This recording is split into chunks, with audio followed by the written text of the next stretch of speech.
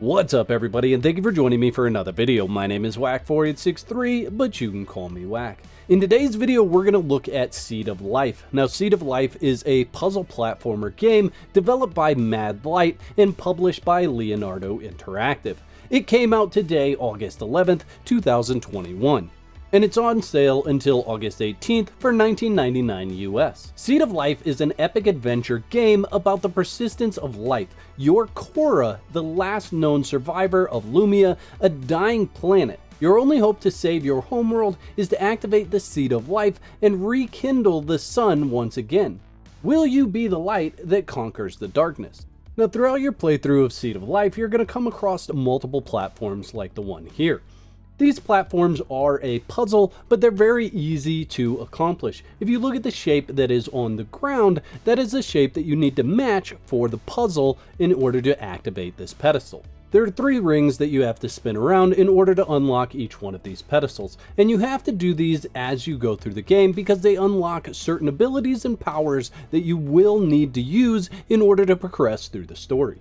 Now, the different powers or abilities, if you will, are called capsules, and there's 6 different capsules or abilities that you'll get through your playthrough, and each of these will be needed to progress through certain areas of the game. In times, you will need to use multiple capsules at the same time in order to conquer a section of the map. There are 2 pieces of information displayed on your back, the first in red being your health. The second happens to be the amount of lumium that you can carry, and that's going to be from harvesting the different lumium plants and taking their light. The lumium plants will only allow you to increase the capacity that you can carry on the first time you harvest them. Checkpoints are a very important part of the game, especially early on, as it fills both your health and your lumium. And this is important because there are times where you will need to backtrack to the checkpoint in order to progress further. Now, everything in what I would call the first section is pretty linear. It's going to direct you through the area the way that you need to go. Once you reach what I would call the second section, it's more open world, and it's not going to give you the same direction that it did in the beginning. This is when you're really going to need to rely on your talisman to point you in the direction that you want to go. However, it's not always going to lead you directly there. You are going to need to pay attention to the landscape and the pathways in order to figure out what direction you actually need to go to get to your objective. So it's very important that I say to listen to the characters the first time you enter an area, because they will give you pointers or tips that you're not ready to go into that area the first time you enter it. If you end up dying in there and reloading, they aren't going to give you those same tips, and you wouldn't know that you need a different capsule or ability in order to complete that area of the map. And that's going to be the main gameplay loop. You'll want to interact with all the plants that you see in order to get the light. Then make your way to a pedestal and obtain a new ability that's going to allow you to progress further into the game.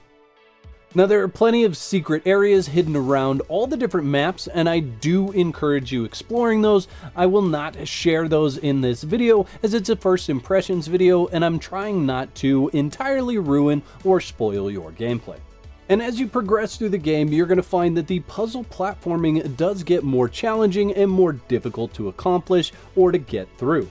And the difficulty is increased a couple of different ways. One is by needing to use the special abilities together, so kind of pairing those or chaining those together in order to make it more difficult or more challenging and require you to think on how to get through some of these platforms.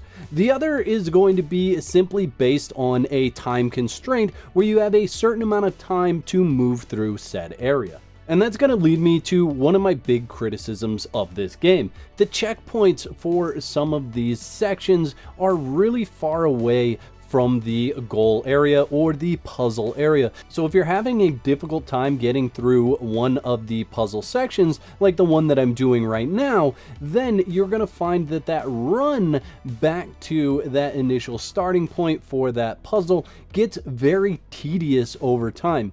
Being is that you can't save the game manually at any point in time, you are stuck going from that checkpoint to the initiation of that puzzle every single time, and that added to the frustration that I had when I was trying to complete a few of these puzzles that I found rather difficult.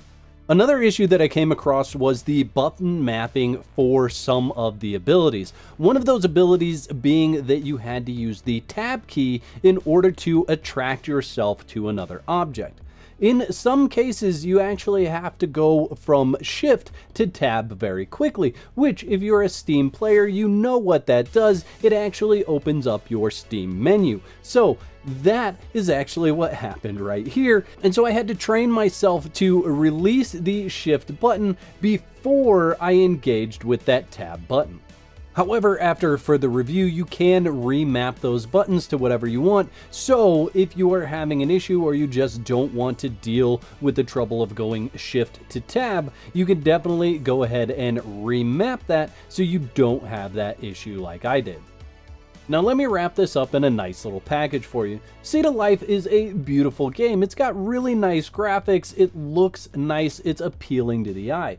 I found little to no graphical errors, and the graphical errors that I did find are probably something that most players would skip right past because they wouldn't end up putting themselves in a position like I did. At one point in time, I thought that I had made it so I could not progress through the game. I had done something that made it so the area that I was supposed to get to was not accessible. But upon exiting to the main menu and reloading my save, it fixed itself and I was able to continue. If I had any graphical complaint at all, it would really be more of an animation for when you are sprint jumping, as I felt like there wasn't a real big keyframe or noticeable difference to let me know how that jump was gonna go, or really where I had initiated that jump and where I was going to end up. It is challenging in sections and challenging to the point where there was many times where I had to walk away from this game because I was having such difficulty with a certain section that I felt like the only way for me to complete it was to come back to it with fresh eyes. Now, all that being said, and with all the difficulties that I did have with completing the game, I did complete it in about 6 hours. So you can expect about that amount of time for your playthrough, depending on your skill level and varying style. Now, the story was fine, it was rather nice, and the voice acting was well done. However, I didn't feel any real attachment to any of the characters at the end of the game.